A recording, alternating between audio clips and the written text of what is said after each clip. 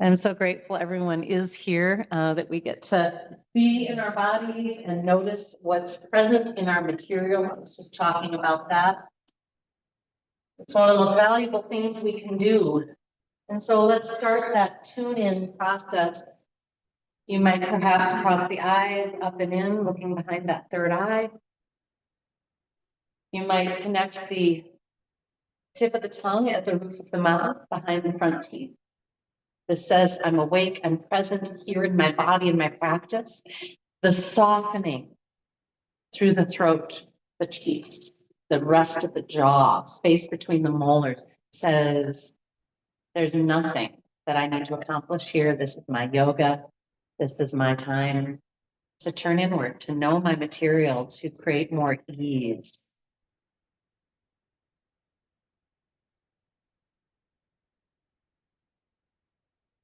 You might add that soft ujjayi throat contraction, that whooshing sound of wind in the trees or ocean waves, and use it to just sort of sweep your material clear and clean. If you recognize that you've been hauling around any worry or hurry.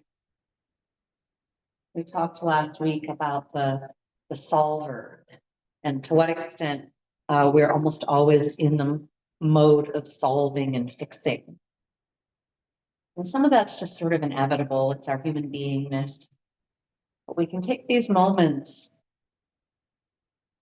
in the moment in particular, to sweep the surface clear and have nothing else on our attention except our body, our being, our breath. Even if it's just for a glimpse for a moment.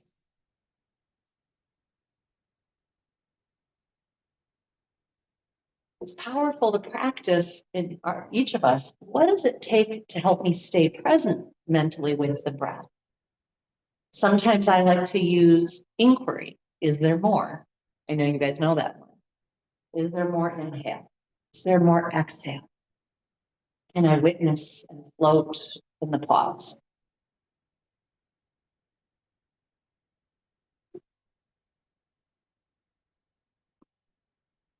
I hope the breath begins to feel like a rising and settling wave. And as we continue, I'm going to invite you to come into the movement that I referenced a few minutes ago when we were talking about the value of moving both ends of the spine. And so you might find yourself inspired to just do gentle tucks of the pelvis and then returning to that gentle low back arch. A gentle or maybe even quite firm movement, reach of the chin up and back. This can provide a much needed stretch and release through the scalenes and SCM. Often when we're sore at the back of the neck, we're actually experiencing an overabundance of tension through the side and front of the neck that can be pulling on our structure. So notice, in fact, after you've maybe done some reaching up and back of the chin, if you bring the chin back in towards the throat, down and in, and release, and do that a few times, it can actually speak to the entire spinal column wave. It's a common physical therapy tap tool for releasing low back, but I think you'll also feel it in the upper back.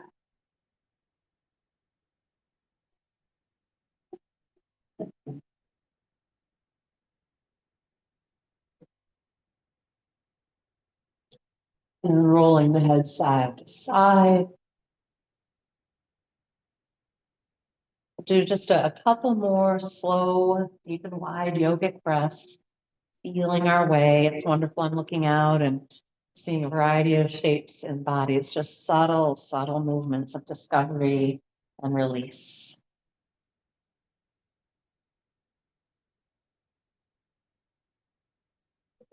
I invite you when that time comes, when you're ready to move on, bring the knees tightly into the belly, a little spinal rock side to side. And even while doing that, you might let the head be organically moving along. And then as you're ready, we're going to plant the feet for bridge pose. And we're going to do a pulsing in and out of bridge. I like anchoring my upper arm onto the floor, hands kind of splayed towards the ceiling, working the shoulder blades a little towards the spine. And if you tilt the chin up and back, you should feel that there's no back pressure when you come up. Big inhale, big exhale, raise the hips to bridge, maybe squeeze that imaginary block between the thighs. Again, we're going to inhale and descend to the hips. You might lift the arms a little off the floor. Sometimes I do that. And then exhale, replant them as I raise the hips. So you're creating a nice undulation with your breath. Your breath can be slower, faster. What are you craving right now? And whenever we let the body inspire us, that's the right thing. Remember, squeeze that imaginary block. I'm seeing subtle, but definitely movement of knees apart as the hips rise. And we want to keep them anchored, not touching, but parallel, as if that block were there. If anyone doesn't have a block in the shoe tip, let me know. We'll come up one more time and add our foot hover. And if you don't like having the block during that, feel free to take that out. And this foot hover is subtle. I'm seeing some feet coming up 6 and 8 inches. I would like you to literally just lift your foot off enough that it's no longer touching. Why? Because you have a better chance of keeping the hips stable or noticing that they're dropping without it getting so big. And releasing, I'm going to ask you to flatten out into your corpse pose. And I'm going to have you flex and point the feet, and you could just flex and point your hands while you're at it. Why not? Oh, gardeners, you. Yes. Okay. And we're going to do a nice big sweep overhead towards the wall behind us and playing with flexing and pointing and rolling through wrists, ankles. Maybe you're clasping one wrist and breathing long and the other. And then as you're ready, we're going to do 3 sighing breaths, and you can do them however you like, but I'm going to recommend inhaling, reaching long, long, long overhead, exhaling with a sigh and just relaxing wherever limbs land, whatever that looks like. Good. Inhaling, reaching long, long, long.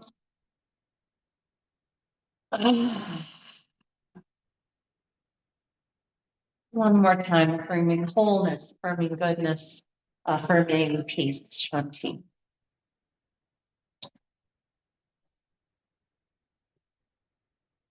And then as you're ready, we're going to come into our reclined pigeon. So one of the things that I love about this pose is that it actually talks to all the stuff that's around the lower spine.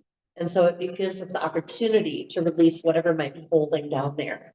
So you might start with the right ankle on left thigh, heel flexed, and just do a little wave of that right knee away from you and towards you. Sometimes that can give you interesting release and information. And then hugging the right knee tightly as you raise your left leg and sending it all a little towards the center line. You could also grab the foot if that feels good. Sometimes having that kind of ability to change the angle can get you right in there. Sometimes I'll even actually make circles. Like in this case, I drop my left heel kind of by my butt. And then I use my hands on my knee and foot to just circle the whole deal. So it can be kind of fun to play like that. As you're ready, releasing, and ultimately we'll create the other side. Notice if it would feel good to take that right leg and just stretch it straight to the ceiling, point, flex, maybe bend and release a few times. Because it actually can be kind of intense on that hamstring to stay in that position, right? And then as you're ready, creating the other side. Last week at the end of practice, it was fun. We did, people who wanted to did a wall version for corpse pose or for Shavasana. And some of them chose, I think this was my Thursday class, some of them chose to do a wall version of reclined pigeon and really discovered how awesome it is because you don't use your arms. So you've got that raised foot on the wall and you can just adjust your body position to give you as much stretch as you want and you can lay there and breathe. So if any of that's not making sense and you want me to show you today, I'm happy to do that. The breath is the change agent and it radically impacts the spine and all the internal organs and nervous system. So make sure as we continue that breath is initiating motion as much as possible. When you feel complete, release this side. Maybe take that left leg and straighten, point, flex, whatever you need. We're going to take the feet wide into horse riding stance. So planting wide, raising the hips, and then just enjoying. Don't stay there longer than feels good. Come down, and then we're going to add that movement of one knee down towards the center line and the other. And so if you're laying down, I'm doing this seated, so I can observe what's happening. But actually, the seated version of this can be really nice too. So this internal rotation is really valuable. We are supposed to be able to make it, and the more we have the ability to do it, it certainly makes gardening easier. Picking anything up off the floor. But it's also a great place to notice any differences, inner thigh, deep groin, or out into the hip joints themselves. When you're complete with that, let's bring the soles of the feet together in your butterfly. And you might once again kind of flap the knees, in this case, both of them, kind of a little butterfly wing flap. And then raising the hips off the floor. Just again, this is a small lift. This isn't a bringing your hips as high as you can. So the feet are on the floor, the blades of the feet. Your torso is on the floor, just relax. You might even be able to let the arms settle in kind of a passenger airplane. And then we'll stay here for about a minute. We did a number of weeks where we were really focused on core strength and rooting capacity. And this is one of those poses that we use to help with that. Please notice if you don't feel strong here, if this just feels really hard, that is a clue and a cue to maybe do this more often. It can really up your game, your ability to push and pull and lift without hurting the low back. So it's kind of interesting. I can't assume it feels this way to you guys, but when I do this, I feel like even though my knees are out wide, I can still feel the physical engagement in that inner thigh as if I was squeezing the block between my thighs. Yep, okay. So I'm getting some uh-huhs. Thank you. That's helpful. I never know. I'm like, this is what happens for me. So it's that whole area that we're working to wake up. I love it. So to help with that, actually, we'll do one more thing. When you come on down, take a moment. You can let your knees just settle if you like, or bring knees to belly, whatever feels good. And then we're going to bring our feet flat to the floor, but touching all the way from the calf up to knees to the inner thigh. So you've just got one solid unit from the inner line of the foot up to the groin and hips.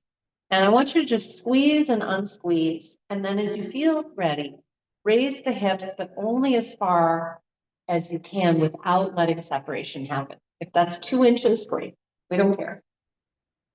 And can you do this deep engagement while remaining soft in the neck, the jaw, and it's a striver muscles?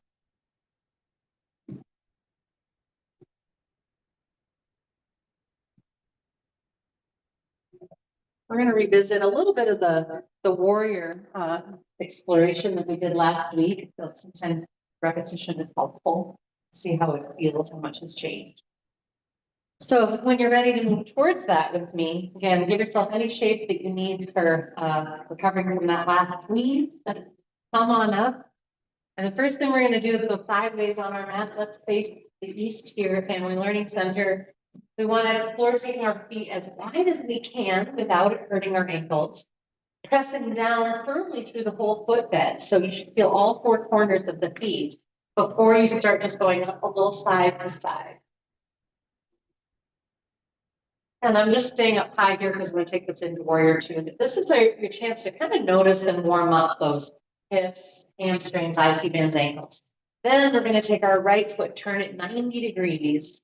And as we anchor powerfully through that back foot and send the hips towards that front heel, we want to notice, is the knee tracking with the foot? And if not, we need to adjust. Usually it's, in this case, the right butt cheek needs to press towards the left edge of the mat so that the thighs are externally rotating. See what you think. Good. Find your best edge. We're going to take 3 breaths there. If you want to add arms, you could be looking out over the front hand, or if your neck prefers, you could just be looking off the left side of the mat. or even backwards. And if your balance is good enough, you can close the eyes and watch that breath wave rising and settling. We are powerful, but not strident. On an inhale, we're going to rotate our feet back to straddle and bring our hands up. If you can touch hands, great. If that bothers you, don't do it. On your next exhale, rotate your left foot, and we'll start that whole thing. If you want to go into warrior arms right away, otherwise you might have your hands. I can't put my hand on my thigh as I'm exploring, so I know if I'm all of a sudden like, too much. I get that recourse. So maybe take a look as you create your final lunge here and make sure that that knee is not forward of the foot, of the heel. If it is, you need to scooch the heel forward. Check that your back foot isn't peeling away. And either way, just think about giving it more powerful push. Like, oh, you really want to squish something under your back of the foot, your blade. And we'll watch 3 breaths.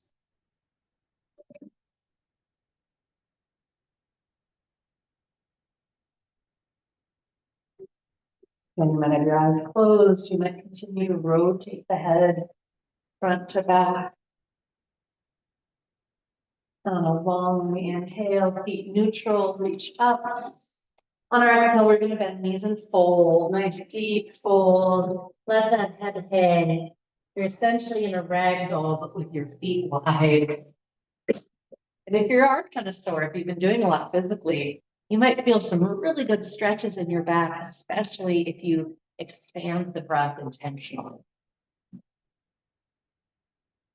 And then as you would take it all the way to one side, so you're straightening one leg, bending one knee, hold. You might reach your arms kind of away from you a little bit towards the direction you're headed, and that can accentuate that side body stretch. I like to let my head just settle on my arm sometimes, or whatever's possible, and go ahead to the other side and using the breath, really intentionally sending it in there.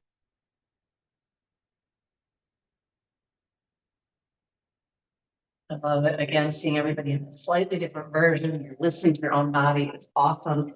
Come back to center. We're going to take our hands on our thighs.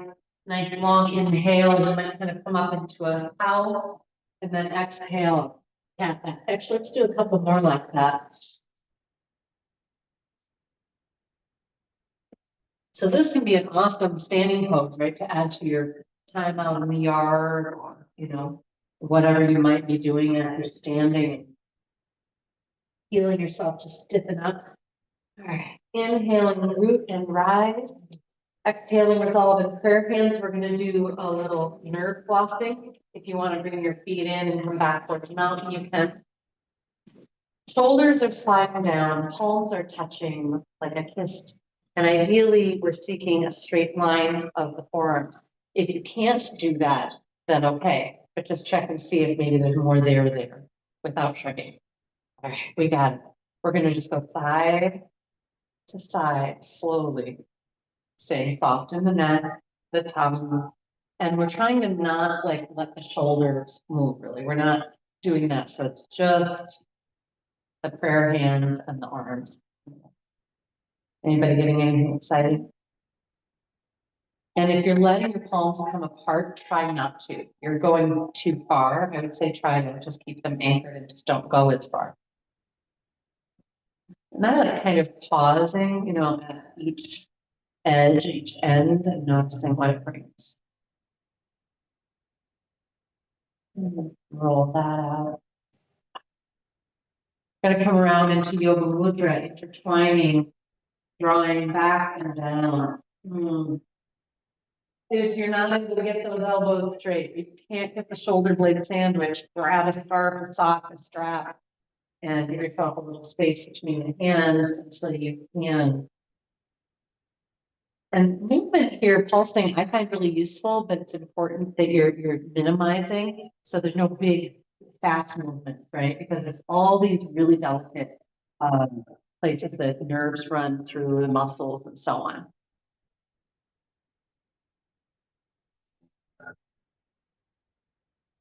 And releasing, we'll come across into thread the needle. Apologize. How can I put my phone on mute and still have a phone call coming in? Instead of mine, because I Yeah. put the mine off. Yeah. And I have mine on because it's using it for Zoom, but no, it's not. It's my plumbing company calling me, so not a weather alert, thank goodness. Yeah. And not a plumbing crisis either, I might add. So one of the things that I like doing, and I'm gonna switch back again because I was distracted, but not by you, by myself and my things, just the subtle change of tilting down towards that hand. And in my case, like letting my head kind of hang, like I'm listening to my elbow. And then taking a breath. Do you guys feel that around the shoulder blade here a little bit? You feel it in your lower back a lot? Something. Yeah. So you might try to don't go over as far. That's one thing I've noticed sometimes is if I kind of go too far and then it can kind of be compressive. So it's literally just like a little tilt and then deep breath. I'm hoping that might be enough for you to feel it in a good way. And then I always like to do a little release. And then let's explore the other side. But this is one of my little ways to get into that area that, often, I say you, us, most people wish someone would come along and massage in there, right?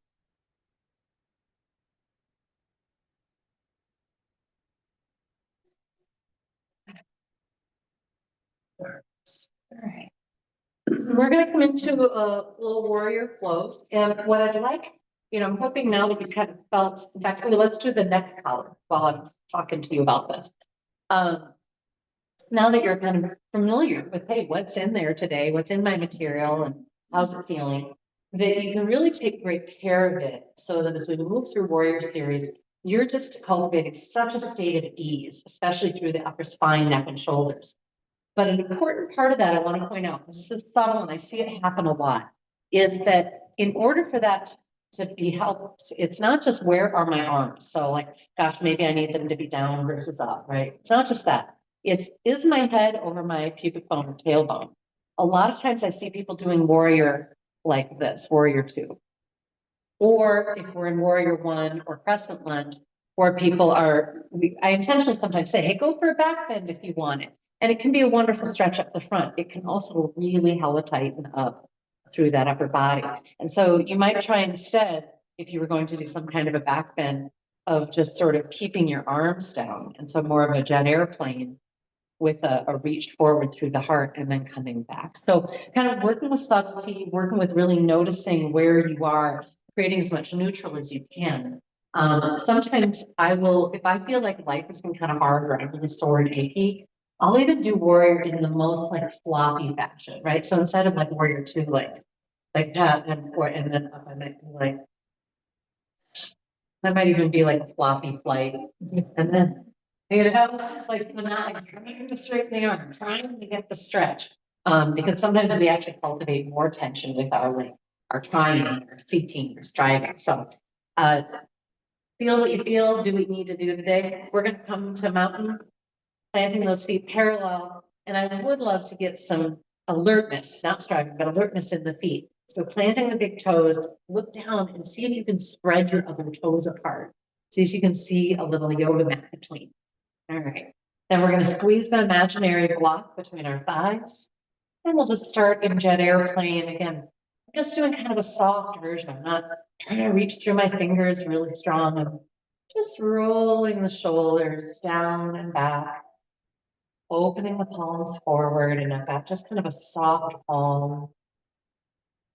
And you might sense that this is a really receptive position. Heart open palms, which are considered to be energy centers as well, are softly open and receptive. Let's find just the light connection of the tongue with the roof of the mouth.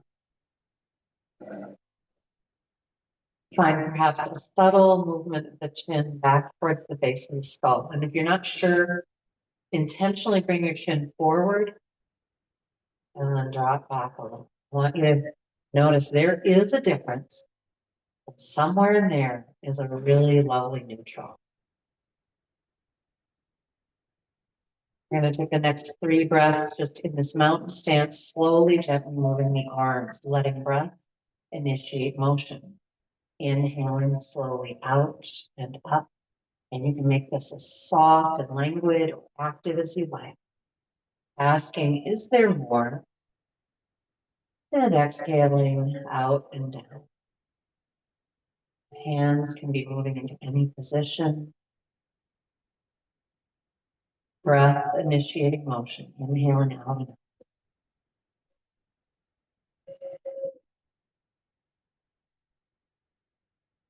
Continuing with your breath attention.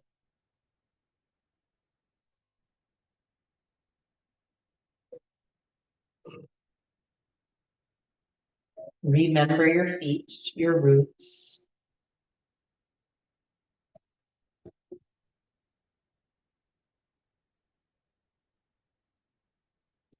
One more long, slow inhale. And on your exhale, we'll resolve in prayer, standing crane with the left knee lifting. I always initiate with a nice sinking down of the hips, so I'm in more of like a chair pose, if you will, when I lift that knee. And we're in a balancing posture. Stay soft in the neck and face best you can. And as slowly as you can, move back to either warrior one or crescent lunge. Steer right hip bone back, left hip bone forward until you feel that inner thigh click. And find your version of the pose. Where is it today? Where do those arms want to be?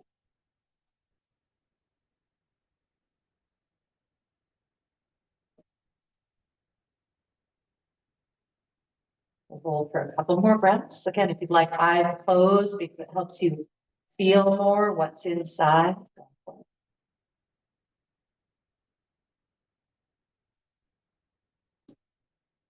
And a long inhale, again, slow movement of arms perhaps up. Is there more? And a slow exhale, settling into warrior two, making your adjustments to find that beautiful edge. And please check, again, crown of the head over pubic bone, ideally. Chin really soft. Nice.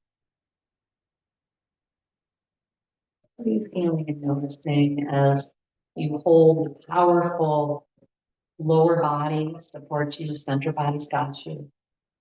Can you get more liquid in the face, neck, and shoulders?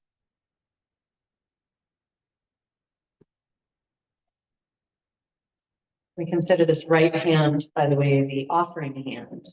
So if there's anything you sort of want to offer up, a wish, whatever it may be.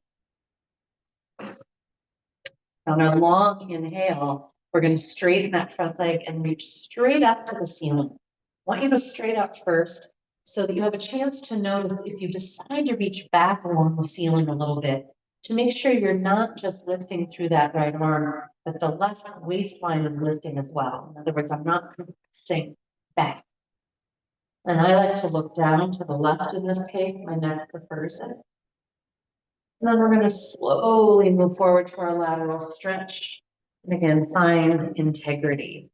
Drawing both shoulders down the spine, using the waistline to drop up towards the ceiling. And I love pumping this arm, as you know, I talk about it every time.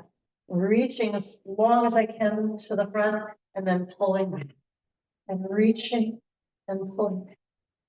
And I love that it really gives the chance for that whole shoulder girdle and waistline to reorganize and liberate whatever might be in there.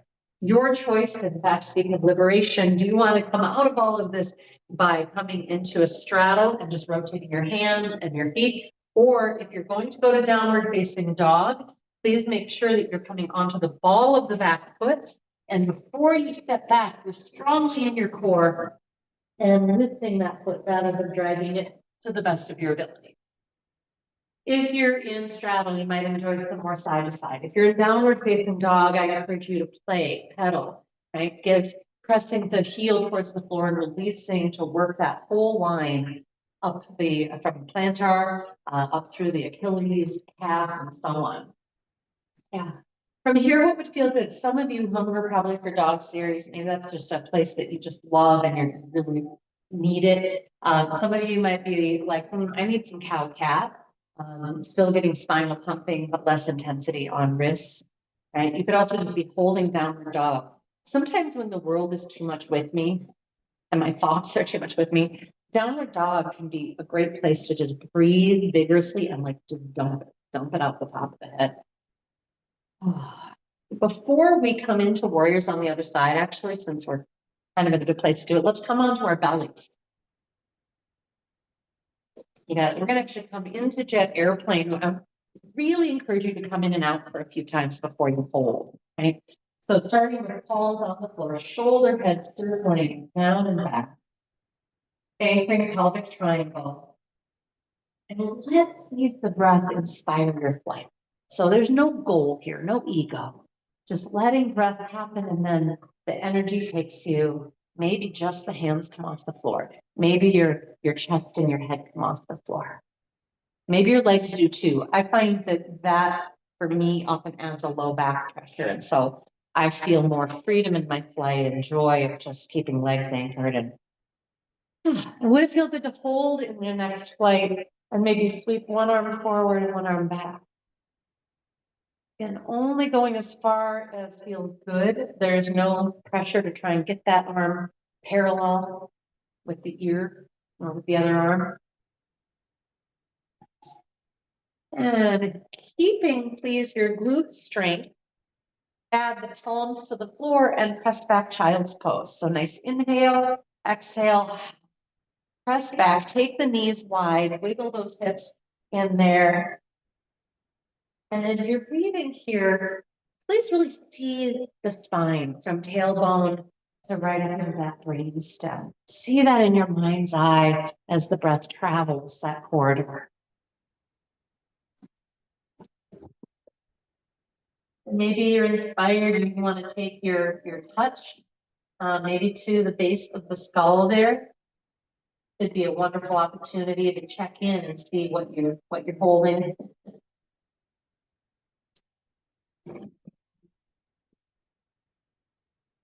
Sometimes it's just great to just give yourself a big scalp rub too. Sometimes I will do that and then literally my neck will crack. And I'm reminded how connected it all is. We're going to come to our mountain stance again to get into the warrior flow on the other side. However you want to get there. Some people might return to downward dog and lunge or jump forward. These are options. You might go to ragdoll and hang out a little bit. Is anybody getting just even that, like a whisper of awareness of that connection of lower to upper spine? And when you move one, you can really feel it impacting the other. Is anybody getting a little of that this morning? I'm seeing some quizzical looks, nothing super affirmative, no pressure, just curious, thank you. All right, we'll find ourselves in mountain again. So just actually, let's add that very intentional movement that I was describing earlier before we come into our flow again. So bend the knees a little bit, and you can even just close your eyes. I've got my eyes closed, nobody's looking at you. And you're just sort of taking the hips forward and back and letting the upper body respond however it's gonna.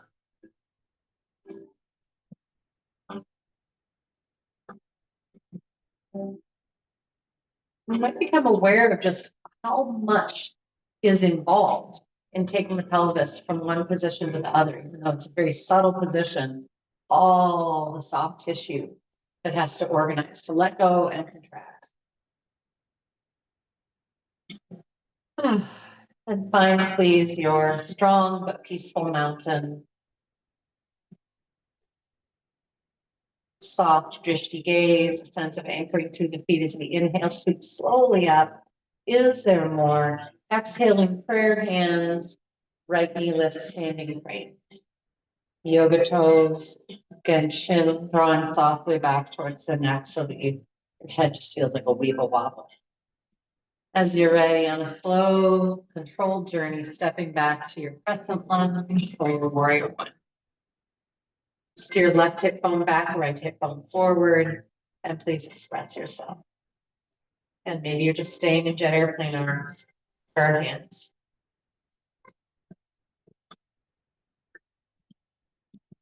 Couple more breaths.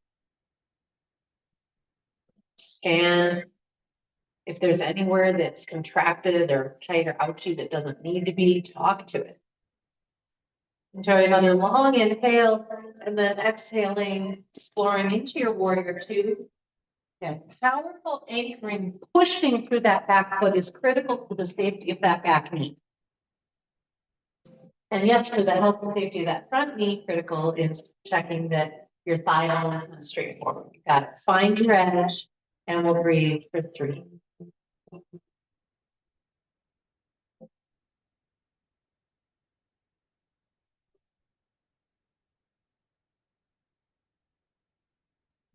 On a long inhale, exalted warrior. We're reaching up through that left arm, straight up first.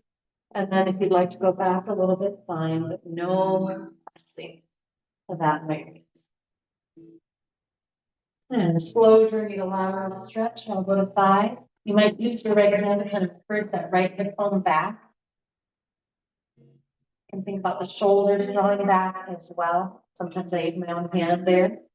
And then I like to pulse, reach and bend. Reach and bend. Is the thigh different? Especially those of us who have a no shoulder history. It can really be interesting to feel our way through this. Once again, your choice of how you want to exit. What's your exit ramp? Is it rotating into your straddle? Is it stepping back to your downward facing dog with forward breath? Would you like to hold, rest, or flow? Holding a downward dog can be very powerful. Some people also find it a resting pose. And lots of ways to flow. Maybe you just want up dog, down dog, because you don't like that chaturanga. Maybe your wrists don't like it. Looking good, you guys. Yeah. Nice. Really beautiful integrity in the things that you're choosing. We're going to once again meet on our bellies. Sorry for those of you that are standing, but when you're ready, come on down. We're going to come into our forearm plank and find the most peaceful, powerful version of it, perhaps that we've ever done. Maybe. Shoulder hips anchor. We're going to reach, whether it's from your knees or your feet, when you're in your pose, you're going to reach forward through the crown of the head. I want you to heel your shoulders down your back and reach through the crown.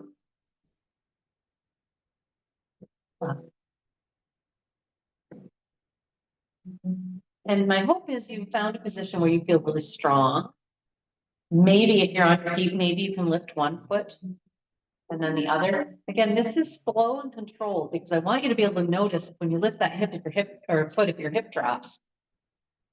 If that's happening, it may be that you're not squeezing the imaginary block enough or that your feet are just too far apart. That can make a massive difference. I find often it's not so much that we aren't strong enough as we're just not using our architecture the right way. When you come out, we're going to be coming into our quadricep stretch and bow pose offering. If you just do not benefit from the floor version of quad stretch, certainly come on up to standing. Otherwise, I recommend putting one arm forward on the mat. That's going to allow you, as you anchor your pelvis, to reach with control back to the foot. So rather than kind of reaching, right? I give myself that support. Reach back with one hand and resettle my forehead on the forearm for quadricep stretch. Letting the shoulder blade be drawn in towards the spine is a part of this stretch. You might add yoga toes. Breathe and notice. When you're ready, we'll switch. Don't rush. If you find something really juicy or gnarly on one side, give it more time. If you decide to join in bow, first of all, you might decide to release this leg and give it a break and then come back in. But if you decide to do bow, once you have gotten hold of both ankles, please think about and feel your way through bringing the knees back in towards alignment with the hip joints. And flare those yoga toes. And then both hands are on the ankles. Inhale, press the ankles back into the hands. Exhale, soften. You might do it a few more like that. So I don't come completely out, but I also don't hold in the most intense version of the pose. You might release out onto your belly. You might release to child's pose.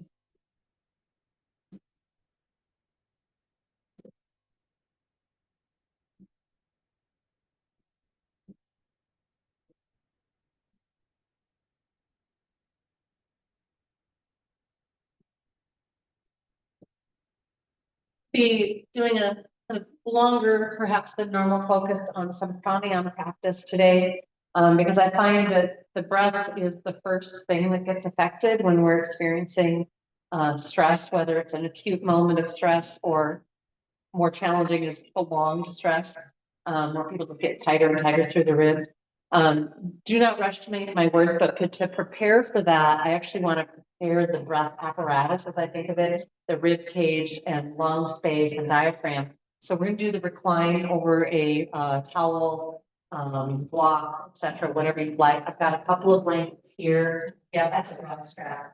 It's really, really important that we're able to do a version of this that doesn't cultivate tension into the base of the skull and neck zone. So once you're kind of there, if you're like, ooh, I really need something under the head, I will be a runner. You could also swap out your block for a rolled up blanket.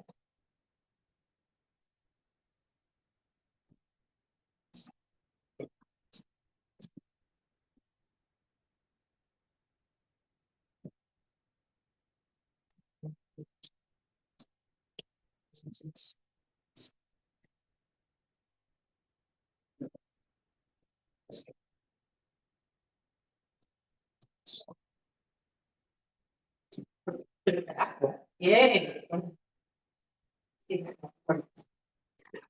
Some people got a clunk. Oh, okay. I pretty consistently get a clunk when I do this at home. And I found actually sometimes I'm more likely to get the clunk. Those of you who are block users, I'll tell you, more consistently I'll get the clunk with a rolled up towel. I think it just more, especially if you can get it kind of tight and firm. Or once I used somebody's like little pool noodle, and it was just the perfect amount to release those back muscles and then the spine adjusted. Love it. So hopefully you're in a comfortable enough version in the neck that you can just roll the head side to side.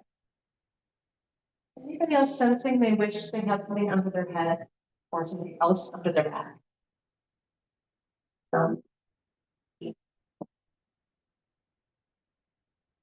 So in addition to the head movements, we can also add arm movement, taking one arm at a time up to the ceiling and then overhead towards the wall behind you and then out to the side and back up.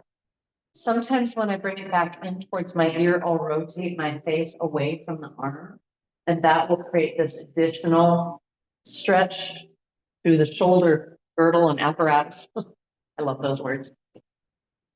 I don't know that I've ever heard another yoga teacher use the word apparatus, but somehow it really appeals to me. Because the breath apparatus is exactly that. It's this amazing machine and how it works together and how it does what it does. It's so cool. Exploring the other side. Is this side different? And by the way, just doing these movements standing, as I'm proof of, can feel really great. And often sense where the shoulder girdle might be kind of bunched up and that you're giving it more freedom.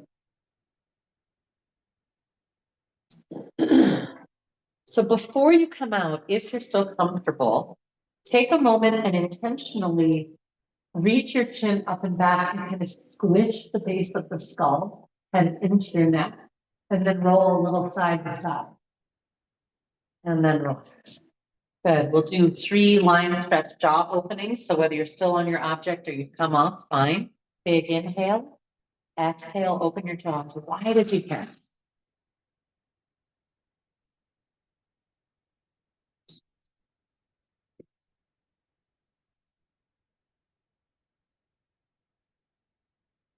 Have fun.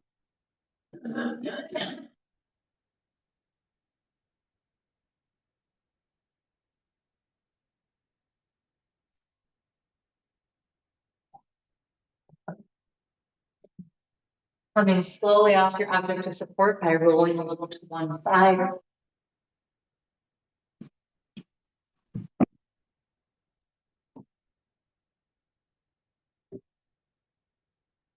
All right, and for just a moment, lay flat and neutral if you can. If it hurts your back, bend your knees, but otherwise, if you can just be in corpse pose a moment. And for the next few breaths, simply watch the breath moving up and down the spine.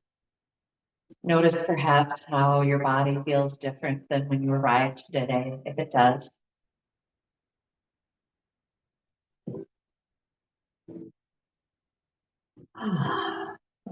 And then please notice what is needed to create a position of comfort where you can tune into the breath and cultivate greater well-being.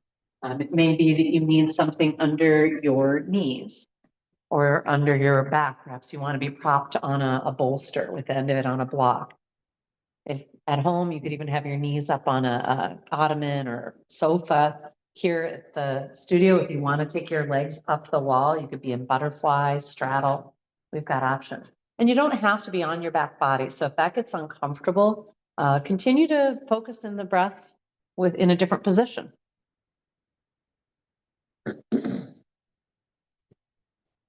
First of all, we're going to start with our compression and expansion breathing. It's a really great way to wake up the breath apparatus. So we'll just do a few of those. Long inhale as if it's all you'd ever do. Exhale slowly, steadily.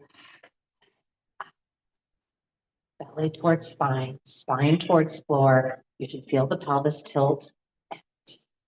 You might progressively feel power in the muscles around the rib cage. Is there more? There's nothing left. Relax. Allow yourself to be breathed. Is there more? You might feel it in the back of the ribs as well as the front. I hope so. Let's just do two more like that. Emptying and filling, filling.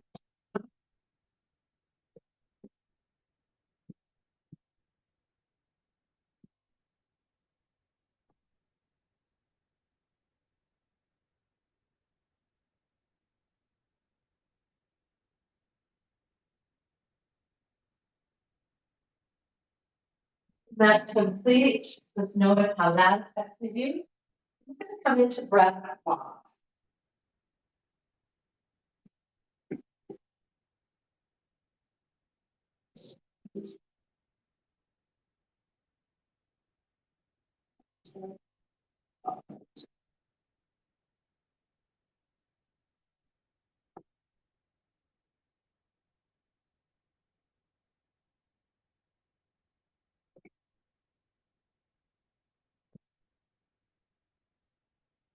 So when we're doing breath blocks, external and internal, we are wanting to hold as long as we can, but without it becoming a struggle.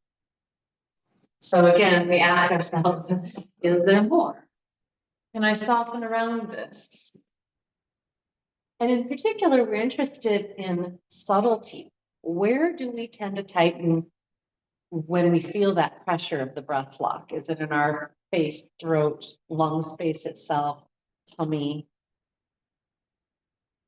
So this is a chance to get very intimate with our material and get more skill at dialoguing with it.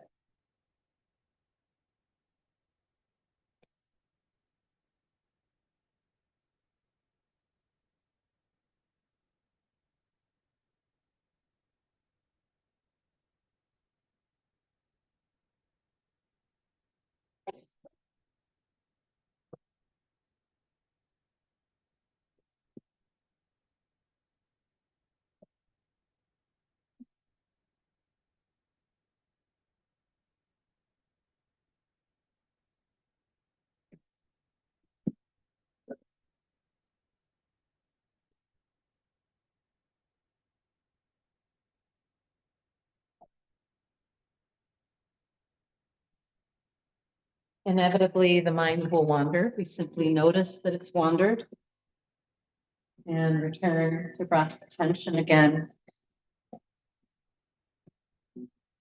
We'll do about 2 more rounds of breath blocks.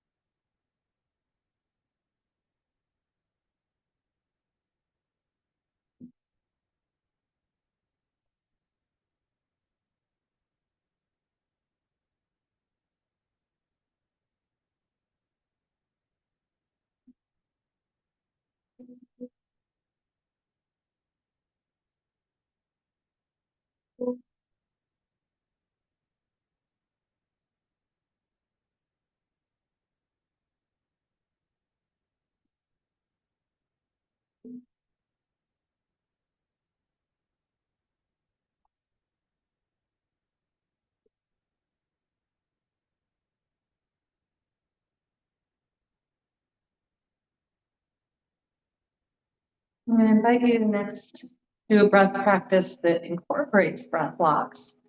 This is our box breath. And it's up to you to really find the length that feels most natural, that's most sustainable.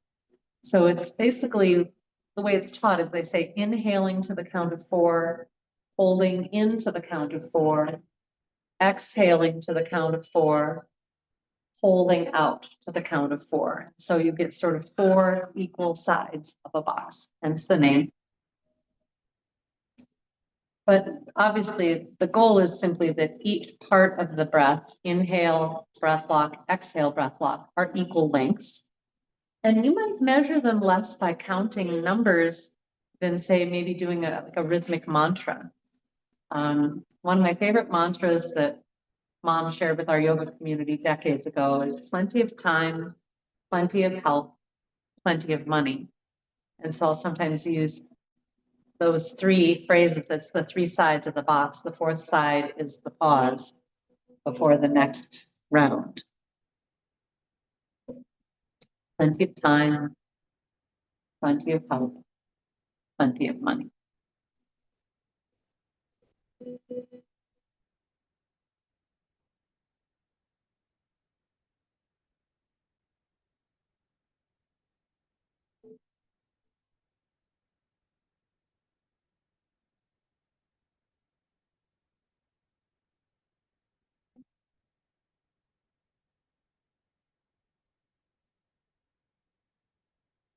One of my favorite mantras that I've been sharing for quite a while is this moment, this body, this breath. And you could have, again, that 4th, which is the external breath lock side, just be a pause, or you could add perhaps your own word to that, make the mantra your own. Maybe it's thank you or blessings, I love you, or whatever it is. I'm going to be doing this for about the next 3 minutes, and then I'll be chiming on my bowl, which is your invitation to let go of the breath practice, or you can keep going if you'd like, but to then settle into your yogic sleep and resting time, which is where we integrate all that we've done. If you need to make any adjustments to your position, please do. If you need me to bring you something, please just wave a hand and I'll come to you.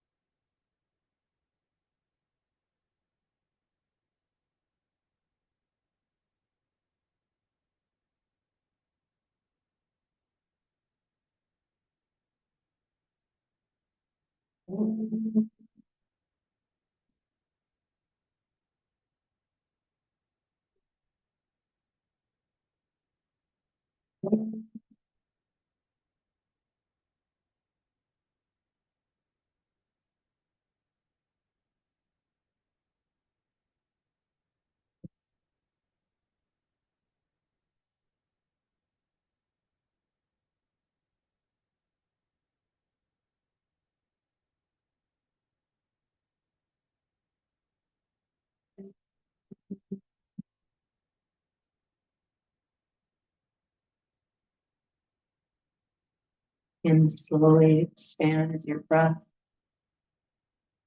And let each breath deepen and bring you a little closer to the surface.